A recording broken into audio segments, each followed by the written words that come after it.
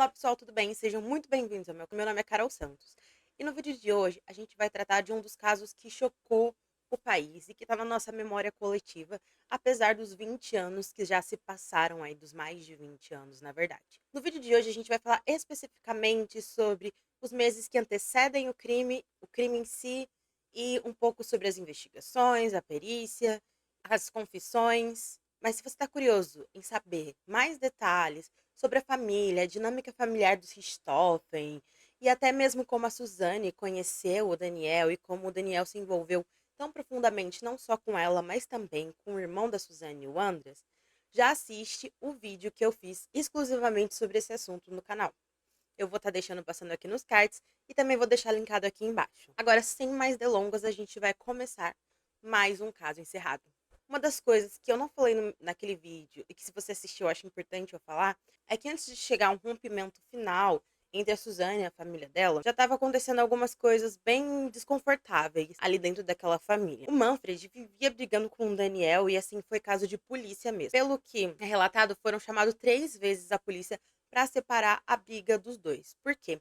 O Daniel, ele chegava na casa da família sem comunicar ali para os pais, porque a Suzane levava eles estavam tendo um relacionamento muito. E aí ele entrava na casa, ficava no quarto dela, e às vezes o Manfred encontrava ele lá e começava uma discussão. Eles começavam a se xingar, etc e tal, e começava a ter uma briga feia mesmo, sabe? E aí a polícia era chamada pra apartar. Depois de um tempo, a família realmente proíbe de vez esse relacionamento. E aí a gente chega num momento crucial aqui, que é a viagem que os Richthofen, o Manfred e a Marisia fizeram pra Escandinávia em julho de 2002. Foi essa uma viagem que foi uma oportunidade perfeita para que o Daniel e a Suzane ficassem juntos, assim, muito tempo da forma como eles queriam. Porque eles decidiram não ir junto com os pais, o Andreas e a Suzane. E aí, a Suzane, assim que os pais viajaram, trouxe o Daniel, levou o Daniel para casa dela. E eles ficaram lá, basicamente, morando como um casal durante 30 dias. E o Manfred, ele deixou bastante coisa para que os filhos pudessem passar esse tempo, cartões, dinheiro e uma garantia de que havia mais recursos dentro da casa. E para o casal, segundo o livro do Ulysses Campbell, que também é a fonte para esse vídeo, deixando passando aqui na tela para você ver qual livro que é esse, é Suzane Assassina e Manipuladora. Aquele foi um mês de ouro. Eles viveram basicamente uma fantasia de casados, agindo como donos daquela casa. Eles deram festas, churrascos, tinha drogas, bebidas, enfim. E o Daniel agia como se fosse realmente o senhor daquela casa. E ele sempre falava pra Suzane, nossa, imagina se fosse assim pra sempre. Mas, com o passar do tempo, depois desse mês super incrível pra eles, que a Suzane relata ter sido como um sonho, a realidade volta com tudo quando o Manfred e a Marisia retornam pra casa. E uma rotina mais restritiva e encontros em que eles precisavam fugir para se encontrar voltou a se tornar realidade, né? Então eles viviam se encontrando escondidos e isso foi ficando cada vez mais insuportável, em especial pro Daniel, que começou a pressionar ainda mais a Suzane. Ele fazia uma chantagem emocional pesada, ameaçando se matar se eles não ficassem juntos, se eles não pudessem ficar juntos. Teve uma madrugada até que o Daniel foi para lá, porque ele vivia assim, parando na frente da casa da Suzane para ela poder descer e encontrar durante as madrugadas quando os pais estavam dormindo. Nessa madrugada específica, às 6 da manhã, ele apareceu lá pra dizer que, novamente, eles só seriam felizes se os pais dela não existissem mais. A condição da Suzane, que eles já estavam falando possivelmente matar os pais, e aí nesse momento, a Suzane então concorda falando, tá, vou fazer isso se a morte deles forem indolor e eu não vou fazer nada, você vai ter que fazer tudo sozinho. A partir desse momento, estava selada então essa decisão. E eles começaram a pensar em algumas formas de tornar isso possível. A primeira delas foi usar uma arma de fogo. Então eles fizeram um teste. E um dia, no sábado, em que a Marisia saiu para ir no mercado e o Manfred foi no veterinário com o Andras, a Suzane, então, ela resolveu testar esse plano. Ela pegou um paralelepípedo que estava no quintal. Ela falou pro Daniel subir, então, pro quarto dos pais. E assim, ela colocou esse paralelepípedo na cama deles. Ela tinha enrolado o paralelepípedo num lençol justamente para simular os corpos. Ela então fala pro Daniel subir até o quarto dos pais e atirar lá. Ele faz isso com o próprio revólver do Manfred, que ficava guardado num fundo falso no closet do casal. Ela desceu pra rua, pra frente da casa mesmo, e ficou lá prestando atenção se o barulho do tiro poderia ser escutado. Para isso, ela mandou uma mensagem pro Daniel falando, ok, pode atirar. No que ele atirou, ela ouviu esse barulho, que foi um barulho um pouco alto, e que se naquele momento ela já estava escutando ali com carros passando, a rua movimentada, todo dia acontecendo, Imagina isso acontecendo de madrugada. Obviamente, os vizinhos iriam escutar e poderiam ficar alertas. Então, o plano da arma de fogo foi abandonado por completo. Dentre esse momento e o momento do crime, a Suzane, ela hesitou. Teve um momento em que ela quase desistiu. Isso aconteceu num dia em que ela chegou em casa e encontrou a mãe chorando muito no telefone, conversando com uma amiga. Quando a mãe viu a Suzane, ela desligou o telefone, então a Suzane não sabia exatamente pelo que ela estava chorando, e ela pegou e abraçou muito forte a filha, e ela pôde sentir, então, o cheiro e o calor da mãe dela. Nesse momento, ela ficou bem abalada, sentiu uma empatia rara, até porque os momentos de conexão dessa família eram raros já. Esse foi um dos poucos abraços, segundo o que a gente sabe, que a Suzane recebeu dos pais dela. E depois disso, a mãe da Suzane, a Marisa, saiu de casa e ela estava vestida de branco. Ela então manda um beijo de despedida para a filha quando ela tá saindo da casa. A Suzane começa a ver ela como um fantasma que estava se despedindo. E nesse momento, ela liga pro Daniel e fala que tá tudo cancelado. A princípio, o Daniel disse que aceitava isso. Mas com o passar do tempo, deu para perceber que foi só um fingimento. Por quê? Logo, ele voltou com as ameaças de suicídio que ele já fazia e ficaram ainda mais dramáticas. Ele dizia que ia bater o carro no muro, que a vida sem ela não tinha sentido.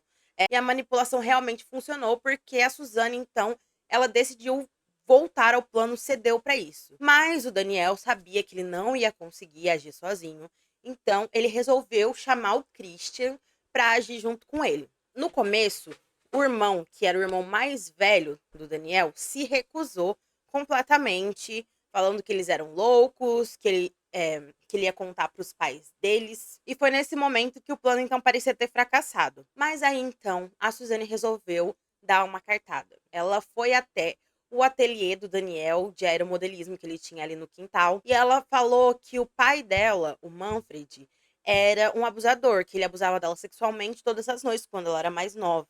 Ela até, né, chorou e tudo mais, disse que o pai era nojento. O que se tem de consenso sobre isso é que provavelmente isso foi uma mentira, porque a própria Suzane veio a desmentir isso depois no tribunal.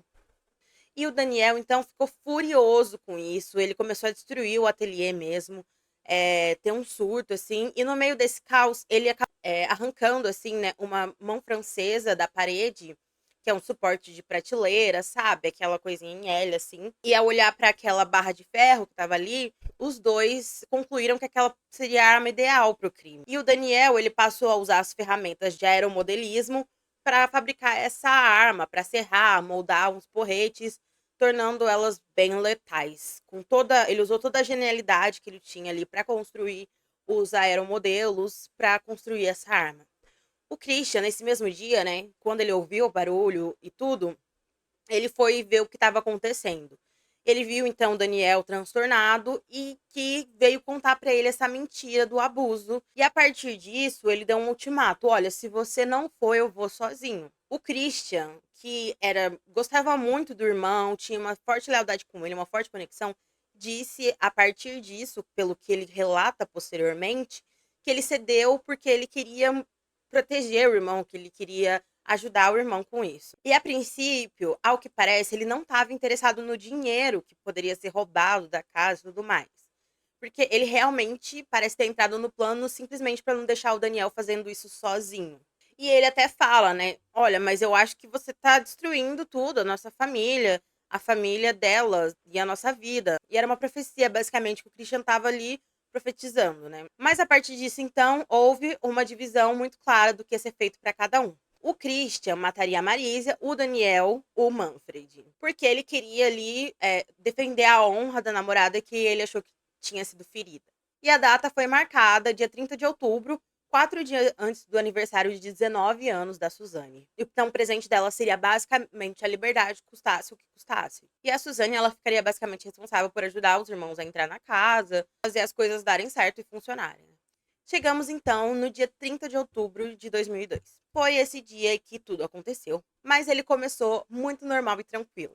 A agenda da Suzane foi a mesma de sempre. Ela foi bastante meticulosa no que ela tá fazendo, mas ela seguiu a rotina. Ela tomou o café da manhã com a família às 6h30, depois ela foi pra faculdade, e ao meio-dia ela encontrou com o Daniel pra ali fazer os últimos acertos. Ela almoçou com a mãe pela última vez e levou o Andreas pro inglês. Seguiu essa rotina também de leve e trás entre o que estava acontecendo na mansão e a casa do namorado. Depois ela também foi no shopping, passeou normalmente, ela tentou comprar um óculos, mas ela não gostou de nenhum, ela tomou sorvete e voltou para casa. À noite, seguiu nessas indas e vindas. Eles tentaram ainda alugar uma última temporada de CSI para assistir antes do crime, porque eles se basearam muito, eles eram fãs da série e queriam assistir, porque eles planejaram muito um crime em torno do que eles viram na série. Mas como eles não encontraram, eles acabaram indo pro apartamento do Christian e fumaram maconha e discutiram os últimos detalhes. A Suzane voltou para casa, tomou banho, se arrumou e deixou as armas do crime no porta-mala delas já. E a rotina do Andres também seguiu bastante normal, né? Ele foi pra escola, depois a Suzane buscou ele e à noite ele não quis jantar com os pais. Ele ficou no quarto. O Manfred, então, ele foi se despedir do filho pela última vez às 9h30, mas ele acabou não vendo o Andres porque ele estava tomando banho. A Marisa depois foi para lá, mandando ele desligar a TV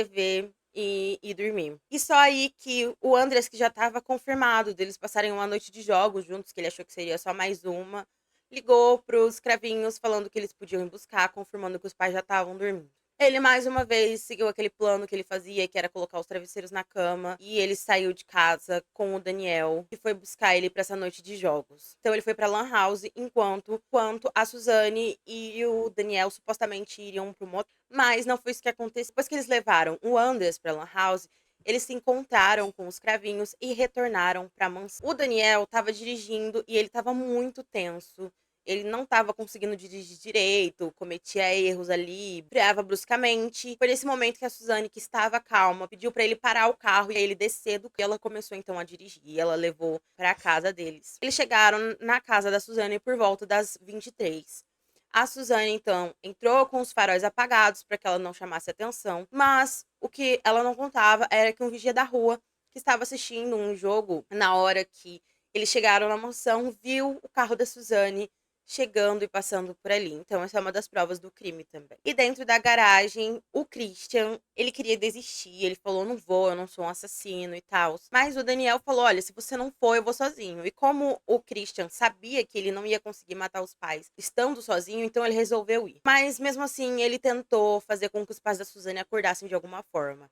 Ele pisava alto, ele batia portas. E a Suzane começou a ficar bastante irritada com isso e pediu para ele parar. Ela, para confirmar que os pais ainda estavam dormindo, subiu até o andar de cima. Quando ela percebeu que eles estavam dormindo, ela acendeu e apagou a luz 3 vezes, que foi um código que eles usaram. Nesse momento, então, os irmãos Cravinhos subiram até o quarto dos pais da Suzane. O ataque foi brutal e coordenado, mas o Christian ficou esperando o Daniel dar o primeiro golpe no Manfred para começar a golpear a Marisa, porque ele achava ainda que o Daniel podia desistir. A Suzane, ela ficou no andar de baixo e ela fala que ela tampou os ouvidos para não escutar o barulho do crime. Enquanto isso, Daniel e o Christian, eles estavam lá no quarto e eles ficaram por um tempo olhando o Manfred e a Marisa dormindo. Só que em um determinado momento, o Manfred, ele se vira na cama para cima e abre os olhos e ele vê a face do Daniel ali. E aí o Daniel dá o primeiro golpe. Quando o Daniel dá o primeiro golpe, o Christian também começa a fazer essas sequências de golpe. Enquanto o Manfred morreu até rápido, né, para aquele momento, o Daniel conta que ele recebeu 10 pauladas mais ou menos ali na cabeça e no tórax até perder a consciência de fato. Mas o Christian, ele tava meio nervoso e meio hesitante, então ele dava pauladas mais fracas na Marísia e ela acabou conseguindo acordar, resistir. Ela até colocou as mãos na frente do rosto e isso resultou em alguns dedos quebrados. Ela também viu o Manfred sendo atacado e ela gritou. E foi nesse momento que a Suzane disse que tampou o ouvido. E também, né, o Christian, ele fechava os olhos enquanto ele dava os golpes para não ver o que estava acontecendo. E ele acabou errando vários. Então a cabeceira da cama ficou cheia de marcas das armas que foram usadas. E a Marisa, ela acabou tendo uma morte bem agônica nesse momento. Os dois, na verdade, mas a Marisa mais, por conta dessa dificuldade que ela tava, assim, morrer, digamos assim. Quando os golpes pararam e eles acharam que a Marisa também estava morta, na verdade, um som bem horrível começou a tomar conta do ambiente. Porque estava acontecendo um gargarejo bem alto, assim, saindo do Manfred e da Marisa. Quase como se fosse um ronco, sabe? E segundo o legista, isso era um sangue que estava obstruindo a nasofaringe aqui. eles ficaram chocados, como que eles ainda não morreram, e eles começaram a ficar desesperados com isso. O Christian começou a gritar: faz essa porra parar. E aí foi que eles então pegaram uma jarra de água e jogaram em cima do rosto dele. Só que isso não fez o barulho parar, na verdade fez ele aumentar ainda mais, porque aí você tinha mais líquido nessa região aqui e era como, pelo que eu entendo, acho que eles estavam meio que afogando com o próprio sangue ali naquele momento. E como isso não melhorou a situação que estava acontecendo, o Christian pegou uma toalha e começou a colocar na garganta da Marisa para fazer ela parar. E foi aí sim que ela realmente morreu, ela sufocou ali. Para evitar que eles vissem ali os rostos, encarar aqueles rostos desfigurados, né? O Manfred estava menos e o Daniel até limpou o rosto dele ali. Mas a Marisa estava muito desfigurada, porque ela levou muitos golpes até morrer. E talvez até eles contam pra poupar o Andres de ver os rostos que estavam nessa situação. Eles acabaram tampando os rostos dele com toalhas e saco de lixos ali. Depois da morte, então, de Manfred e Marisa, os três começaram a fazer essa encenação do latrocínio. O Daniel, ele pegou a arma que estava no fundo falso do armário, colocou na mão do Manfred para simular que ele tinha tido uma reação. Já o Christian revirou as joias, o closet, e foi na biblioteca.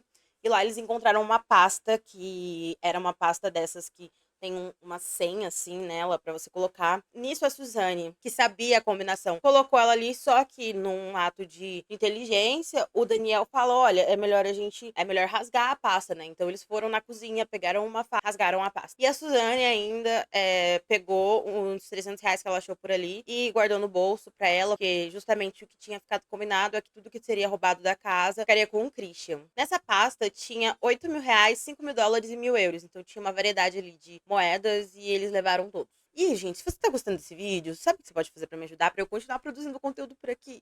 Por favor, gente, se inscreve, tá? Deixa o like, porque isso ajuda muito, muito, muito, muito o canal a crescer. E ajuda eu também a entender que vocês gostam do conteúdo, sabe? Então, se você tá gostando, não se esquece de se inscrever e deixar o like se você quer ver mais vídeos como esse. Agora, vamos voltar para o vídeo. Eles também tentaram simular a entrada forçada dos ladrões pela janela. Então, eles fizeram algumas pegadas ali, mas obviamente a Prince percebeu que essas pegadas não tinham a dinâmica de pegadas de uma pessoa realmente entrando por ali. O Daniel, então, limpou os bastões na piscina ali, então eles foram embora da casa. Eles jogaram as armas e as roupas usadas fora num container de lixo longe dali, e eles deixaram o Christian em casa. E do carro eles já começavam a fazer planos, né? A Suzane e ele falavam, ai, estavam com planos de herdar a mansão, herdar a casa, enfim, casar com o Daniel. E o Daniel falava até de abrir um negócio. O Christian, então, desceu do carro, desejou feliz aniversário pra Suzane, e de lá eles foram para o motel. Teve então uma comemoração no Motel Colonial Palace. A Suzane, ela pediu uma suíte presidencial e eles alegaram que foram lá para comemorar não a morte dos pais, mas o aniversário da Suzane. Mas o clima era de bastante euforia nesse momento. Só que em um determinado momento, o Daniel teve uma crise de choro, de pânico, mas a Suzane tentou acalmar ele. Depois de um tempo, umas 3 da manhã, o Andreas ligou querendo voltar para casa porque a Lan House tinha fechado. E na saída do motel, a conta deu R$ 318. Só que a Suzane só tinha 300. E ali pediram pra, então, deixar o RG e depois voltar com os mais R$ 18 que tava faltando. E nesse momento, o Daniel insiste para pegar uma nota fiscal que a atendente, ou o atendente até estranha ali naquele momento, tipo, que é um motel, a gente não dá nota fiscal. Mas ele insiste, fala, eu quero. Isso ele tenta usar como um álibi, mas vai ser futuramente usado como uma evidência do crime. Quando finalmente a Suzane busca o Anders e chega em casa, e o Daniel já tinha ido embora nesse momento, finge surpresa que a luz da casa tá acesa e a porta aberta, e fala pro Andres não entrar na casa, porque os ladrões podiam estar lá. Eles vão então pra rua. Nesse momento, a Suzane liga pra polícia e o policial chega lá. Então, a Suzane começa a disparar, a falar, como se ela tivesse ensaiado todo um texto, sem nem mesmo o policial ter perguntado. Ele entra, então, na casa e vê, então, os corpos do Manfred e de Damarísia. E para ele, a cena ali já estava confusa, porque tinha uma arma perto da mão dele, e a primeira impressão que ele teve era de que o Manfred teria cometido um homicídio e depois, logo em seguida, se matado. Mas ali algo já não se encaixava, porque ele viu que tinha toalhas no rosto, sangue, e também uma bagunça forçada. Ele desceu então as escadas, olhou diretamente para Suzane e ela perguntou: "E aí, meus pais estão bem?" E ele mentiu. Ele falou: "Sim, eles estão bem." E a reação da Suzane nesse momento não foi esperada para aquele momento. Ao invés de alívio, ela se sentiu decepcionada, incrédula com o que estava acontecendo e falou: "Mas você olhou direito, o quarto deles fica no fim do corredor". E aquele já era um deslize muito importante para toda a história de como vai descobrir como esse crime foi cometido. Depois disso, o Daniel Cravinhos chegou então, porque ela ligou para ele como se estivesse contando o que tinha acontecido pro namorado. E aí o policial decidiu contar a notícia primeiro pro Daniel, para ele poder contar, achando que essa versão ia ficar menos dolorida para eles. Nesse momento eles se abraçaram juntos, mas a Suzane se soltou. Ela não tava chorando assim super, e aí ela olhou pro policial e disse: "Tá, meus pais estão mortos, o que que eu tenho que fazer agora? Qual que é o procedimento?". Não teve nenhuma reação super explosiva por parte dela. Então, isso já ligou um alerta nesses policiais que estavam atendendo a sua ocorrência. E aí, o que aconteceu? Logo o DHPP entra em cena, que é uma delegacia especializada em homicídios e desaparecimentos, e o Astrogildo, o pai dos irmãos Cravinhos, acompanhou tudo. E o comportamento na delegacia não foi nada normal, foi até grotesco. Porque a Suzane acabou dormindo no colo do Daniel enquanto esperava, enquanto o Andras estava muito mais chocado com tudo que estava acontecendo. E durante o interrogatório que a delegada estava fazendo com o casal ali, a Suzane e o Daniel, ela sentiu que a Suzane estava meio que debochando dela ali. Além disso, o casal ficava trocando carícias, beijos e abraços num momento totalmente inapropriado. Ela também teve um momento ali em que ela reclamou no final do depoimento, antes de assinar, que Richthofen estava escrito errado. E aí ela fez a delegada, então, corrigir isso e imprimir novamente para ela poder assinar. E também, nesse depoimento, ela disse que ela suspeitava da empregada Rinalva, que a gente falou no vídeo anterior, que tinha sido a pessoa que cometeu esse assassinato. Bom, e se por um lado eles estavam lá tentando fingir alguma coisa para a polícia, que inclusive a Suzane fingiu muito mal, né? Como dá para perceber pelo livro do Ulisses, a perícia estava trabalhando ali. E aí eles acharam estranho ser a cena de um latrocínio quando o revólver de calibre 38 não tinha sido levado embora. E um profissional, um ladrão, ele levaria isso. Outra questão, o fundo falso era algo que demonstrava que a pessoa que tinha entrado ali conhecia a casa e que também nenhum carro foi levado, nenhum eletrônico, nem talões de cheque. E também outra coisa fatal para isso é que a pasta que a Suzane ela acabou dando detalhes de como ela estaria sendo cortada, ela estava na biblioteca e o corte da pasta estava virado para baixo. E a Suzane falou que ela não tinha mexido em nada. Então, como ela saberia que a pasta estava cortada sendo que ela estava virada para baixo? E outra coisa importante é que a faca que foi usada para cortar a pasta foi encontrada na gaveta da cozinha, porque tinha uns vestígios de couro ali, então eles conseguiram ver que foi aquela faca, e ela estava guardada dentro da gaveta. Nenhum ladrão ia pegar uma faca e ia guardá-la de volta. Uma outra coisa que é curiosa nesse caso é que a delegada percebeu também que os ladrões sabiam exatamente onde estava o saco de lixo na casa. Que eles foram buscar, só que tipo não tinha nenhuma bagunça, uma procura muito grande, não. Eles só foram lá no lugar exato, pegaram um saco de lixo. E uma coisa irônica e curiosa é que eles achavam que eles eram tão espertos, que eles nem imaginavam que eles poderiam ser pegos pelo crime e a Suzane agindo dessa forma. E aí, nos dias que se seguiram, a Suzane pediu pra empregada que trabalhava lá, agora ela estava falando que ela era a patroa dela, então ela ordenou que a empregada limpasse o quarto dos Richthofen e não deixasse nenhuma mancha de sangue por lá. Pra empregada jogar fora a cama, o que a polícia também estranhou bastante, todo esse movimento que a Suzane fez. E uma cena chocante também foi que ela não deixou de comemorar seu aniversário, né? Quando ela fez 19 anos no sábado. Ela foi então e deu uma festa ali na piscina, um churrasco, bebida, drogas. Apesar de que só amigos íntimos foram chamados, a polícia ficou sabendo, porque a polícia chegou na casa, né, no momento que tava rolando essa festa por lá. Ela atendeu a porta ali do jeito que ela tava, de biquíni, com cigarro na mão e tal, e foi levando os policiais como se fosse um passeio ali pela casa, dizendo: ai, aqui é o quarto, aqui é não sei o quê. E os policiais ficaram chocados com a falta de emoção e repararam na questão que a cama não estava lá. A Suzane falou que ela estava no quintal e que ela não gostava de ver a cama por conta das lembranças que ela trazia. E assim, gente, foi nesse dia também que ocorreu a questão do saco de lixo, porque a Suzane, ela foi perguntada sobre o saco de lixo e falou que estava na despensa. Nisso, a delegada ali percebeu que existia, então, alguns sacos faltando e que era exatamente os sacos que estavam lá. Só que não teve nenhuma bagunça. E ela fala: nossa, esses ladrões conheciam muito bem a casa. Nisso, o Daniel começou a ficar muito nervoso, porque ele começou a perceber que estava caindo a casa deles. Mas a Suzane se despediu normalmente com um até logo pra delegada, bem tranquila. E aí o Daniel disse pra Suzane que os policiais podiam estar desconfiando, e ela, bastante arrogante, disse que não, que quem estava fazendo desconfiar das coisas era ele, porque ele estava agindo dessa forma, estava ficando nervoso. Na verdade, aí ele fala: não, você que com a sua frieza tá chamando a atenção das pessoas. Várias questões, incluindo a Suzane ter ido no velório dos pais com a barriga de fora, ela ter entrado no consultório da mãe, sem nem cumprimentar ninguém, pegado todo o dinheiro e demitido todo mundo sem pensar, né, no pagamento dessas funcionárias. Começou a chamar bastante a atenção da polícia, que já estava ali imaginando que era alguém próximo por conta de toda a dinâmica do crime. Nesse momento também, uma das coisas que, assim, o golpe fatal para que se descubra é que o Christian comprou uma moto Suzuki novinha e ele pagou em dólares ali, em dinheiro vivo. Justamente dias depois de uma casa onde o suposto latrocínio tinha acontecido,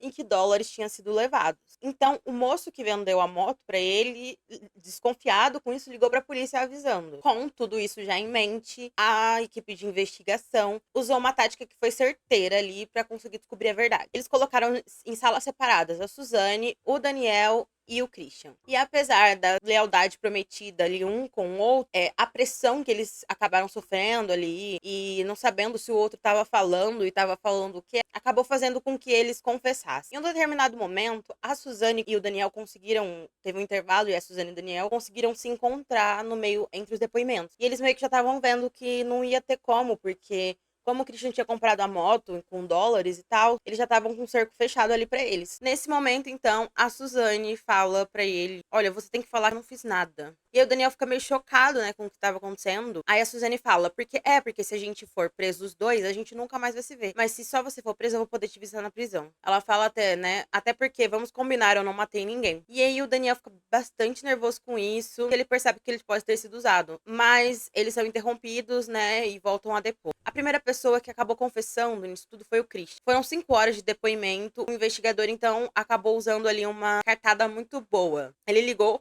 um gravador ali em segredo e falou pro Christian: o Daniel e a Suzana mataram por amor. E você, matou pelo quê? Por dinheiro? Essa é a verdade, eu tenho pena da sua alma. E foi nesse momento que o Christian ficou bem exaltado e disse: não, nunca diga isso, porque eu não matei por dinheiro, eu matei por amor ao meu irmão. Nesse momento, então, estava confessado e os policiais comemoraram, né, que eles conseguiram essa confissão. E o caso, então, estava resolvido. E essa confissão do Christian acabou criando um efeito dominó, porque aí o delegado foi até o Daniel e contou detalhes que só quem estaria no crime saberia. Aí ele também confessou tudo, mas a Suzane, ela tentou manter a máscara até o fim, achando que talvez os policiais estivessem blefando para ela confessar. Até mesmo com a voz de prisão dada já, ela estava incrédula e não conseguia acreditar. Ela pediu para ler os depoimentos, então, do Christian e do Daniel, e finalmente ela caiu em si de que realmente ela seria presa. Foi nesse momento que ela desaba a falar: eu sou uma pessoa horrorosa, eu matei meus pais. E aí que foi que ela contou tudo. Ela contou a questão do tapa, do planejamento. E foi aí que finalmente uma lágrima caiu do olho da Suzane nesse momento. E foi aí então que a Suzane, em 20 de novembro de 2002, é presa. Ela primeiro fica no Carandiru. Ela passa por algumas ameaças e humilhações. Nesse momento, ela também tá sendo assombrada ali pelos pais. Foi só nesse momento que ela percebe, né, supostamente, a gravidade do que ela cometeu. Como ela era uma presa muito famosa, durante uma rebelião tentaram usar ela ali como a isca, né, como uma refém especial para isso. E com o tempo, ela acabou conseguindo a transferência para Tremembé, que é uma prisão mas estão presos, os presos mais midiáticos. E ela conseguiu fazer isso justamente usando ali um promotor, prometendo que ia ter algum ato sexual com ele. Só que ela recua no último momento, depois que ele já aceitou, ele já assinou a transferência. E ela então denuncia ele para a corregedoria ali do Ministério Público. Enfim, gente, existem outros detalhes, principalmente sobre o julgamento dela, como foi a relação dela posterior com o Christian. Tem o caso da Sandrão também, que agora tá em alta novamente com a questão da série Tremembé. Mas, como o vídeo já tá longo, eu não vou me atentar a todos esses detalhes, porque é muito difícil, né, contar todos os detalhes de um crime em um vídeo, assim, de até 30 minutos e tal. Mas, antes de eu ir embora, eu quero te pedir pra aquela coisa maravilhosa que todo youtuber te pede, e pra mim também é muito importante, ainda mais que meu canal tá começando. Por favor, se inscreva, eu tô com a meta de chegar aos 1.000 inscritos. Deixa o like aqui embaixo e comenta aqui o que você acha desse caso, o que você acha da Suzane e de todo esse crime. É um crime realmente muito denso, assim. Aconteceram muitas coisas terríveis, né, no meio do caminho. A Suzane é uma pessoa um tanto quanto não, bastante desequilibrada ali. Eu acho que talvez faltou para ela muita coisa durante a vida, não no sentido financeiro, obviamente, porque a garota era riquíssima. Só que, se você não viu, veja o vídeo anterior. Faltou muito amor na vida dela. Faltou talvez um cuidado ali com essas questões que talvez ela já apresentasse desde muito cedo, né? Os pais dela também são bem complicados. O pai dela bebia muito, assim, por mais que a gente fosse funcional, assim, tinha alguns problemas entre ele e a esposa também. Então, mas é isso. Acho que o próximo vídeo vai ser da Elise Matsunaga, que eu tô bem empolgada, que esse caso é muito interessante. Um beijo, até a próxima, gente.